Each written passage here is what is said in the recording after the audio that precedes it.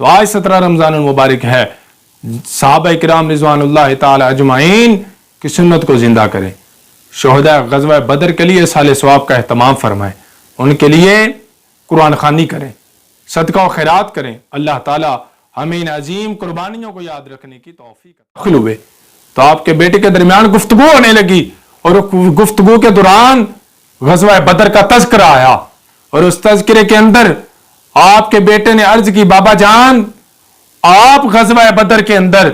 جب مد مقابل تھے اسلام کی طرف سے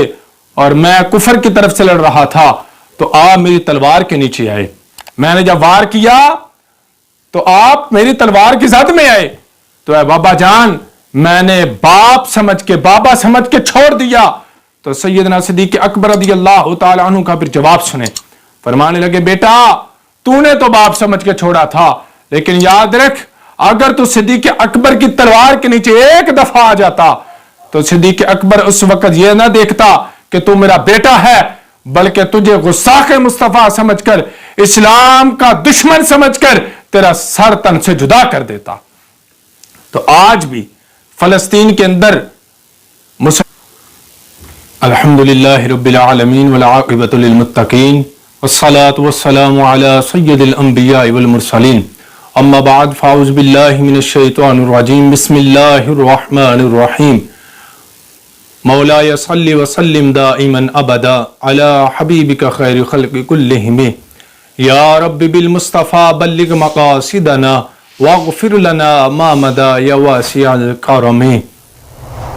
قال رب اشرح لي صدري ويسر لي امري واحلل عقدة من لساني يفقهوا قولي،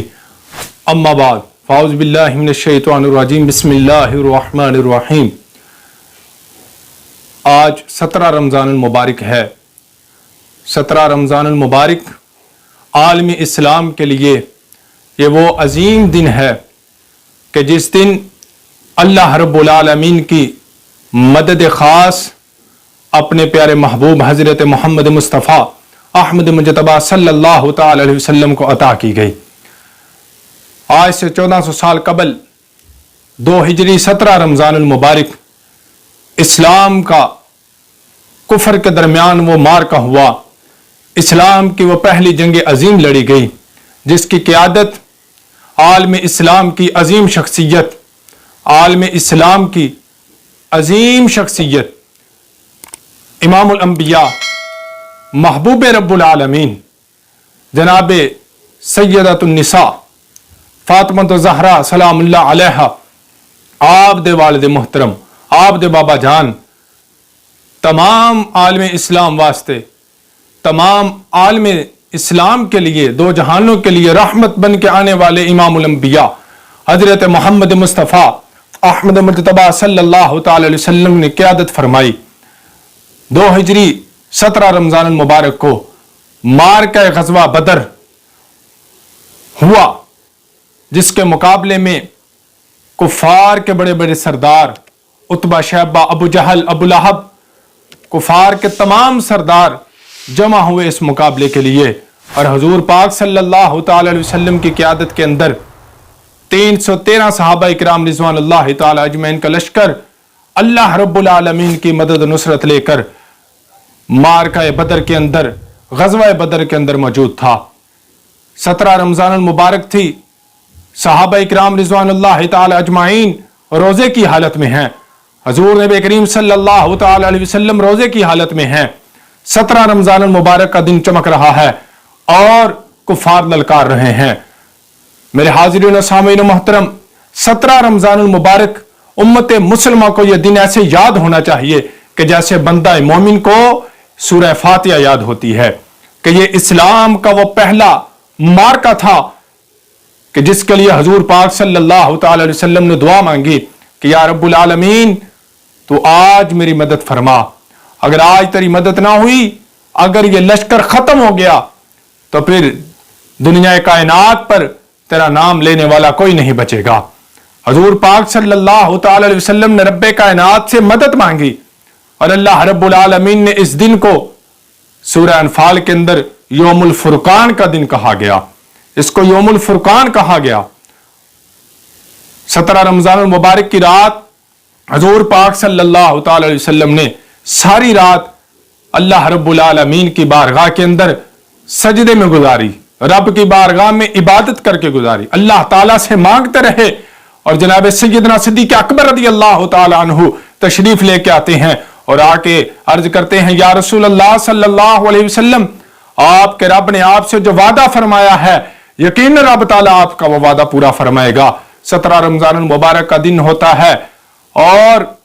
ادھر سے کفار للکارتے ہیں، صحابہ اکرام رضوان اللہ تعالی اجمعین محمد مصطفیٰ کی قیادت کے اندر صحابہ اکرام نکلتے ہیں۔ یہ وہ مارکہ ہے کہ جس مارکے میں جناب سیدنا صدیق اکبر رضی اللہ تعالی عنہ آپ کے بیٹے آپ کے مد مقابل ہیں، صحابہ اکرام کے عزیز و اقارب مد مقابل ہیں۔ ایک طرف امام الانبیاء کی ذات ہے اور دوسری طرف کفر کھڑا ہے، لیکن صحابہ اکرام رضوان اللہ تعالی اجمعین نے رشتہ داریاں نہیں دیکھیں، تعلق نہیں دیکھا، برادری نہیں دیکھی، چچا نہیں دیکھے،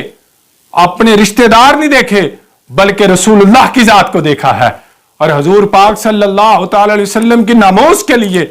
سرکار دو عالم صلی اللہ تعالی علیہ وسلم کی عزت اور آبرو کے لیے اور دین اسلام کے لیے غزوہ بدر کے اندر موجود تھے،